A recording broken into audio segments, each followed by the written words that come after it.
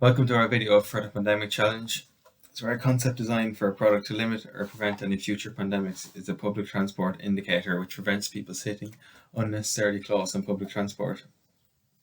The system will use sensors to detect when a seat is taken or vacant, and it will use green and red LEDs to indicate which seats are available to sit on. An example is shown on screen where a passenger is sitting on seat number 4. The sensor detects this and the LEDs on seat number 2, 3 and 6 turn red, indicating you cannot sit in them. Seats 1, 5, 7 and 8 remain green because they are at a safe enough distance away from seat number 4. This system is more adaptable than simply placing signs on chairs. The system can adapt to which seats are taken and indicate which seats are available, while traditional signs cannot move automatically if somebody sits in the wrong seat. This system could also be very useful for bus drivers to check if the bus has reached full capacity.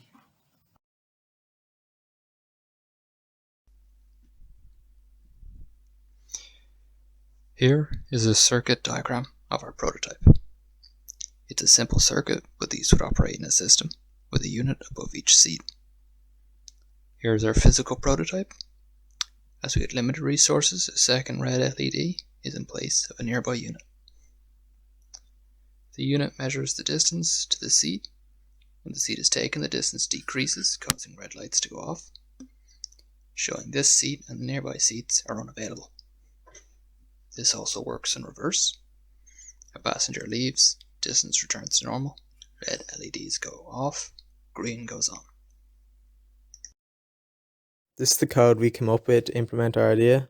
The first objective of our coding was to define a name for each pin. We used a preprocessor directive known as #define to do this. This acted as a find and replace substitution. Within our void setup, we established LED control with the pin mode function. The serial begin function allowed us to open the serial connection to PC at 9600 bits per second. Next, in our void loop, we created a variable D of floating variable type so it could store decimal places.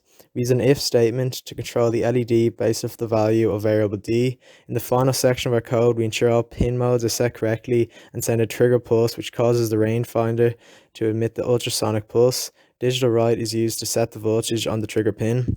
We then measure the echo pulse duration in microseconds and calculate the distance d in meters using the equation shown where TOS is propagation time in microseconds.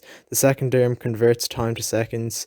340 is the speed of sound in meters per second, and 0.5 divides the distance by 2. The return function returns the distance in meters.